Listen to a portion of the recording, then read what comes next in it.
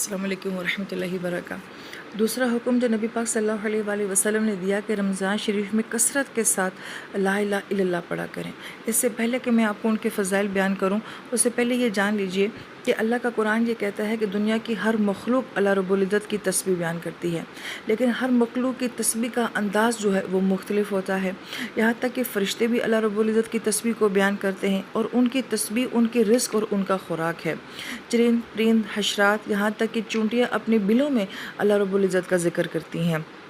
صحابہ کرام یہ فرمایا کرتے تھے کہ نبی علیہ السلام کے زمانے میں تو ہم کھانے کے اندر سے تسبیح کی آواز سنا کرتے تھے، ذکر کی آوازیں سنا کرتے تھے۔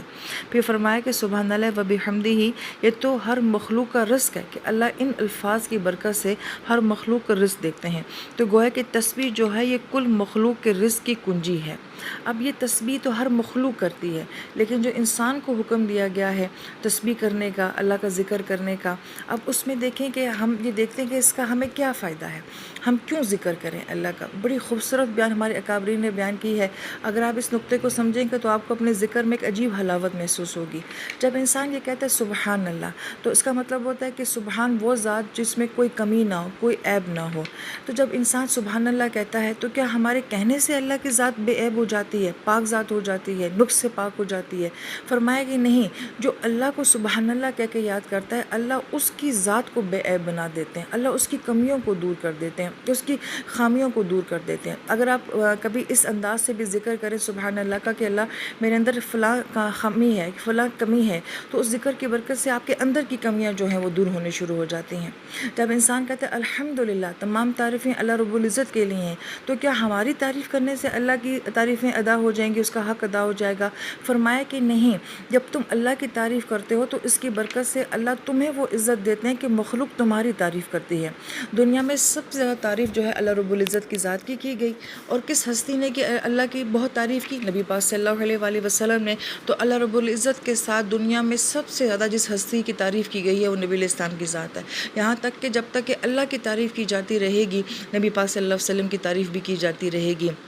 تو جب مومن یہ کہتے ہیں الحمدللہ، تو اللہ پاک گویا کہ مخلوق میں ایسے لوگ پیدا کر دیتے ہیں کہ جو کہ اس کی تعریف کرنے والے ہوتے ہیں۔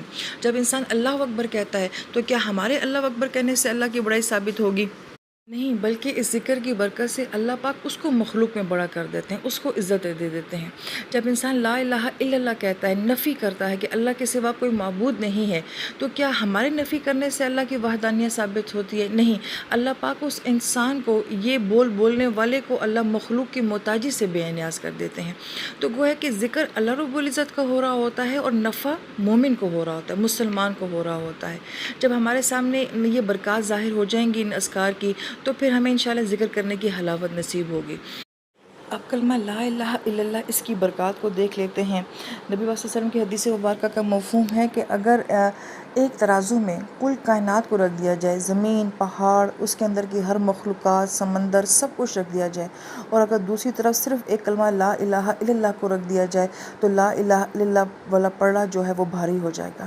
یہ کلمہ اتنا وزنی، اتنا طاقتور، اتنا مضبوط کلمہ ہے کہ اس سے بھاری کلام دنیا میں اور کوئی نہیں ہے۔ نبی پاک صلی اللہ علیہ وسلم نے فرمایا کہ 100 مرتبہ اس کلمے کو پڑھنے والا کل قیامت میں ایسے اٹھایا جائے گا کہ اس کا چہرہ 14ویں کے چاند کی طرح روشن ہوگا۔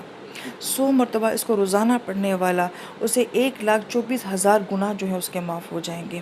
ہمارے اکابرین کے ہاں نا یہ کلمہ شریف جو ہے، اس کا نام جلاء القلوب رکھا گیا تھا۔ جلاء القلوب کسے کہتے ہیں؟ دلوں کو جلا دینے والی، یعنی کہ دلوں کو منور کر دینے والی۔ گویا کہ وہ فرماتے ہیں کہ جو شخص اخلاص کے ساتھ لا الہ الا اللہ پڑھتا ہے تو اللہ اس کے اندر اخلاص پیدا کر دیتے ہیں۔ اور ہمارے اکابرین کہتے تھے کلمہ ایک جھاڑو ہے کہ جو باطن کی ظلمتوں کو، باطن کے اندھیروں کو دور کر دیتا ہے۔ پھر نبی علیہ السلام فرماتے ہیں کہ جو شخص اخلاص کے ساتھ لا الہ الا اللہ کہے گا وہ جنت میں داخل ہو جائے گا۔ تو کسی نے پوچھا حضرت کہ یہ کلمے کا اخلاص کیا ہوتا ہے؟ تو آپ علیہ السلام نے فرمایا کہ وہ کلمہ جو تمہیں حرام کاموں سے روک دے، وہ کلمے کا اخلاص ہوتا ہے، دل سے انسان پڑھے۔ پھر ایک جگہ آپ علیہ السلام نے فرمایا کہ جو شخص لا الہ الا اللہ کو اس طرح سے کہے کہ خلط ملط نہ ہو، تو اس کے لیے جنت واجب ہو جاتی ہے۔ تو حضرت علی رضی اللہ عنہ نے پوچھا کہ اللہ کے نبی یہ خلط ملط کیا ہوتا ہے؟ تو آپ علیہ السلام نے فرمایا کہ اس کلمے کے ساتھ اگر دنیا کی محبت اور اس کی طلب نہ ہو، وہ اس چیز کو کلمے کا خلط ملط نہ کر دے تو یہ کلمہ اس کے لیے جنت دلوانے کے لیے کافی ہو جاتا ہے۔ اب دیکھیں ہمارے اکابرین جو ہوتے تھے نا، جب کسی کو ذکر کی تلقین کیا کرتے تھے تو انہیں کورس کروایا کرتے تھے۔ جیسے ہمارے ڈاکٹر ہمیں کورس کرواتے ہیں، اینٹی بائیوٹک کا کورس ہوتا ہے کہ آپ نے 5 دن کرنا ہے، 7 دن کرنا ہے، یا اتنی آپ نے ٹائم کی خوراکیں لینی ہیں۔ ایسے اکابرین جو ہیں وہ باطنی بیماریوں کو ختم کرنے کے لیے لا الہ الا اللہ کا کورس دیا کرتے تھے، باقی اذکار کا بھی کورس دیا کرتے تھے۔ اس لیے ہم یہ دیکھتے ہیں اپنے بڑوں کی زندگی میں کہ وہ ایک دن میں ہزاروں مرتبہ لا الہ الا اللہ کا ورد کیا کرتے تھے۔ کوئی کسی کی زندگی میں ہم دیکھتے ہیں کہ 20,000 40,000 مرتبہ، 25,000 مرتبہ، 10,000 مرتبہ ایک دن میں وہ لوگ کلمہ شریف پڑھ لیا کرتے تھے۔ اس کلمے کی برکات صرف دنیا میں ظاہر نہیں ہوتی بلکہ اس کا تعلق ہماری موت اور آخرت کے ساتھ بھی ہوتا ہے۔ نبی علیہ السلام نے فرمایا کہ جو شخص کثرت کے ساتھ کلمہ پڑھتا ہے، نہ اس کو موت کے وقت کوئی وحشت محسوس ہوگی، اور جب اس کو قبر میں رکھا جائے گا تب بھی اس کو کوئی وحشت محسوس نہیں ہوگی۔ آپ نے فرمایا کہ جن لوگوں کی زبانیں اللہ کے ذکر سے تر و تازہ رہتی ہیں وہ جنت میں ہنستے ہوئے داخل ہو جائیں گے۔ تو یہ ذکر صرف دنیا میں نفع نہیں دیتا ہے بلکہ یہ آخرت کے لیے بھی نفع دیتا ہے۔ ایک بزرگ کے پاس ایک شخص آتا ہے اور وہ کہتا ہے کہ حضرت میں اس پیالے سے اس کنویں کا پانی پیتا ہوں تو مجھے پانی کڑوا محسوس ہوتا ہے، جب میں دوسرے پیالے سے اسی کنویں کا پانی پیتا ہوں تو مجھے پانی میٹھا محسوس ہوتا ہے۔ تو وہ تھوڑی دیر کے لیے خاموش رہے، پھر سب لوگوں کو جمع کیا اور بٹھایا اور کہا کہ سب مل کے کلمہ پڑھیں۔ جب سب نے مل کے کلمہ پڑھنا شروع کیا، تھوڑی دیر کے بعد وہی پیالہ جب پیش کیا گیا، کہا کہ اب جا کے اس میں پانی پیو، تو وہ پانی میٹھا تھا۔ تو فرمایا کہ حضرت اس کی کیا وجہ؟ تو آپ نے کہا کہ یہ پیالہ جس مٹی سے بنا ہے ایک قبر کی مٹی سے لیا گیا تھا، اور اس قبر کے اوپر جو ہے اس کو عذاب ہو رہا تھا، تو اس کا اثر جو ہے وہ اس مٹی کے اندر آ رہا تھا۔ جب ہم نے کلمے کی کثرت کی تو اللہ پاک نے اس کی بخشش فرما دی، تو جب قبر سے عذاب ہٹا تو اس پیالے کی مٹی پہ بھی اس کا اثر ہوا۔ اب یہ واقعات ایسے ہیں جس کا دل کرے وہ یقین کرے، یا دل نہ چاہے تو نہ بھی یقین کرے، لیکن اکثر علماء کرام کی جماعت کی بات فرماتی ہے کہ لا الہ الا اللہ جو ہے اگر یہ کثرت کے ساتھ انسان اپنی زندگی میں پڑھتا ہے یا کسی کے لیے پڑھتا ہے تو یہ اس کی بخشش کا ذریعہ بن جاتا ہے۔ نبی علیہ السلام نے فرمایا کہ لا الہ الا اللہ یہ اللہ تعالیٰ کے غصے کو دور کر دیتا ہے۔ پھر نبی علیہ السلام نے فرمایا کہ شیطان کہتا ہے کہ میں نے لوگوں کو گناہوں سے ہلاک کیا اور انہوں نے مجھے لا الہ الا اللہ اور استغفار سے ہلاک کر دیا۔ یہ ایک بات استغفار کے ضمن میں بھی رہ گئی تھی کہ بعض اوقات آپ کو ایسا محسوس ہوتا ہے کہ آپ کے دل میں بہت شرح صدر ہے، آپ کو نماز پڑھنے کا دل کرتا ہے، آپ کو قرآن میں بھی بڑا مزہ آ رہا ہوتا ہے، ذکر میں مزہ آ رہا ہوتا ہے، آپ اپنے آپ کو بڑا پرسکون محسوس کر رہے ہوتے ہیں، تو پھر کبھی ایسا ہو جاتا ہے کہ یہ سب کچھ نہیں ہوتا، آپ کو نماز نہیں پڑھنے کو دل کر رہا ہوتا اور قرآن میں وہ حلاوت نہیں محسوس ہو رہی ہوتی، ذکر میں ویسے دل نہیں لگ رہا ہوتا، دلوں میں عجیب سختی سی محسوس ہونے شروع ہو جاتی ہے، جس کو میں والضحیٰ میں بیان کر چکی ہوں، یہ قبض کی کیفیت کہا جاتا ہے۔ اب دیکھیں بعض لوگوں کو یہ محسوس ہوتا ہے، بعض کو نہیں محسوس ہوتا ہوگا۔ جس بندے نے اچھا وقت دیکھا ہوتا ہے نا اپنی زندگی میں، بڑی خوشحالی کا وقت، تو اس کے لیے تنگی برداشت کرنا بہت مشکل ہو جاتی ہے۔ تو جو لوگ نیکیاں کرتے ہیں، خشوع و خضوع سے نماز پڑھتے ہیں، ان کو جب کبھی یہ چیز نہیں میسر ہوتی نا وہ بہت چڑچڑے ہو جاتے ہیں، انہیں ڈپریشن میں چلے جاتے ہیں، یہ بڑی کرب کی کیفیات ہوتی ہیں۔ ان کیفیات کے اندر ہمارے اللہ والے کیا کہتے ہیں کہ انسان کو صبر کے ساتھ استغفار کرنا چاہیے اور لا الہ الا اللہ کو پڑھ لینا چاہیے، تو اللہ پھر یہ کیفیت دور کر دیتے ہیں، اللہ پھر دوبارہ دل کی نرمی دے دیتے ہیں، دوبارہ سے حلاوتیں اور عبادتوں کے شوق نصیب فرما دیتے ہیں۔ تو اگر کبھی آپ کو کوئی ایسی کیفیت ہو تو اس کے لیے استغفار اور لا الہ الا اللہ کی جو ذکر ہے یہ بہت نفع دینے والی ہوتی ہے۔ اس کا حوالہ آپ کو نبی علیہ السلام کی حدیث مبارکہ سے دیتی ہوں۔ نبی علیہ السلام نے فرمایا کلمہ اپنے پڑھنے والے سے 99 قسم کی بلاؤں کو دور کر دیتا ہے، جن میں سب سے کم ترین جو بلا ہے وہ غم ہے، جو ہر وقت آدمی کے اوپر سوار رہتا ہے۔ اب یہ کون سا غم ہے؟ جیسے آج کی زبان میں ہم ڈپریشن کہہ دیتے ہیں، نفسیاتی بیماریاں کہہ دیتے ہیں، ہر وقت کیا آپ کے اندر ایک خوف کی جو کیفیت ہوتی ہے وہ ہو جاتی ہے، تو یہ ذکر اس کے لیے بہت مفید ہوتا ہے۔ اب ان دو اذکار سے انسان کو نفع کیوں ہوتا ہے؟ استغفار سے، لا الہ الا اللہ سے، اور پھر میرے نبی نے خاص طور پہ انہی دو کا رمضان شریف میں ذکر کیوں فرمایا ہے؟ اس لیے کہ یہ آپ کے گناہوں کی گندگیوں کو دور کرتا ہے، اور جب اندر سے اندھیرے نکلتے ہیں تو پھر نور اور روشنی آتی ہے۔ حدیث مبارکہ سے بات ثابت ہوتی ہے کہ آپ علیہ السلام نے فرمایا کہ لا الہ الا اللہ سے آگے کوئی عمل نہیں بڑھ سکتا، اور نہ یہ کلمہ انسان کے کسی گناہ کو چھوڑ سکتا ہے، یعنی کہ گناہوں کی تاریکیوں کو یہ دور کر دیتا ہے، تو پھر ظاہری بات ہے اندر روشنی آتی ہے تو انسان کو سکون محسوس ہوتا ہے۔ اب اس کلمے کی یہ برکت ہے کہ نبی علیہ السلام فرماتے ہیں کہ اللہ تعالیٰ کی عبادت کیا کرو اور کسی کو اس کا شریک نہ بنایا کرو، اور ایسے اخلاص کے ساتھ عمل کیا کرو کہ جیسے کہ وہ پاک ذات تمہارے سامنے ہو، اور اپنے آپ کو تم مردوں میں شمار کیا کرو۔ کہ انسان جب اس کلمے کو پڑھتا ہے تو اس نیت سے پڑھتا ہے کہ ایک جیسے اللہ رب العزت کے علاوہ ہر چیز فنا ہے، اس طرح سے ایک دن میں نے بھی فنا ہو جانا ہے، اور اس سے اللہ پاک بڑے ایمان کی تجدید نصیب کرتے ہیں۔ نبی علیہ السلام نے فرمایا کہ لا الہ الا اللہ سے اپنے ایمان کو تازہ کر لیا کرو، کہ انسان کا ایمان جو ہوتا ہے نا وہ بھی ایسے بجھنے شروع ہو جاتا ہے، کمزور ہونے شروع ہو جاتا ہے، تو یہ لا الہ الا اللہ جو ہے یہ ہمارے ایمان کی انرجی ہے، یہ اس کو دوبارہ ریفریش کر دیتا ہے۔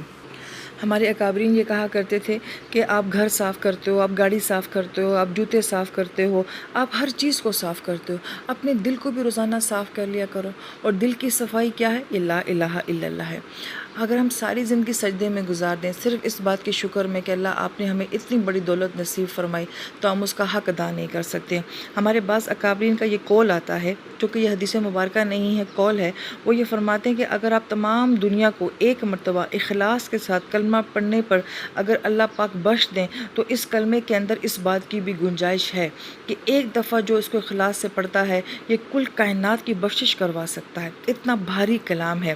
بلکہ ہمارے بعض اکابرین جو بہت بڑے اولیاء کرام ہیں یہ بات فرمایا کرتے تھے کہ اس کلمے کی برکات کو اگر ساری دنیا میں تقسیم کیا جائے تو یہ ایک دفعہ کا کلمہ پڑھنا کل دنیا کو سیراب کر سکتا ہے۔ یہ اتنا بھاری کلمہ، یہ اتنا وزنی کلمہ ہے، جیسے اللہ رب العزت نے اپنے عرش پہ بھی لکھوایا ہوا ہے۔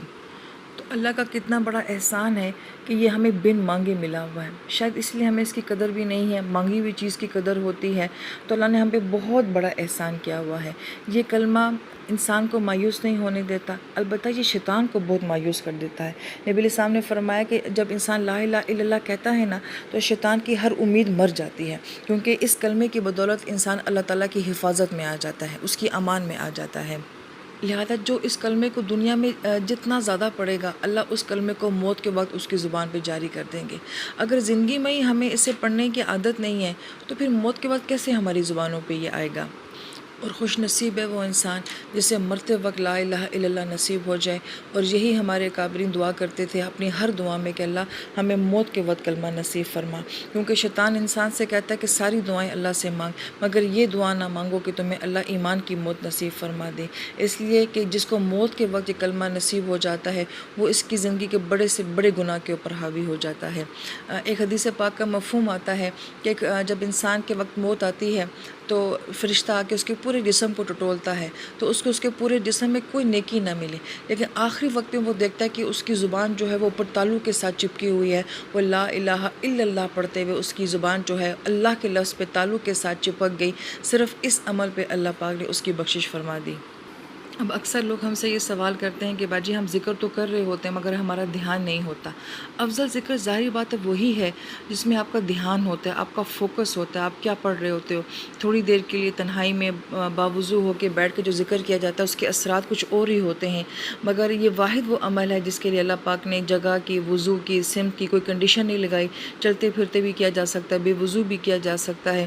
جس میں ایک بزرگ کے پاس ایک شخص آ کے کہنے لگا کہ حضرت میں ذکر کرتا ہوں مگر میرا اس کے اوپر دھیان نہیں ہوتا، تو آپ نے فرمایا کہ یہ بھی بے فائدہ نہیں ہے کہ کم سے کم اللہ پاک نے تمہارے جسم کے کسی ایک حصے کو تو اپنے کام میں لگایا ہوا ہے، تو اگر ہماری سوچ نہیں بھی اس کے ساتھ فوکس ہو رہی تو کم سے کم ہماری زبان تو اس کے ساتھ ہے ہی ہے، البتہ کوشش کرنی چاہیے کہ ہمارا دھیان بھی ہو اور ہماری زبان بھی ہو۔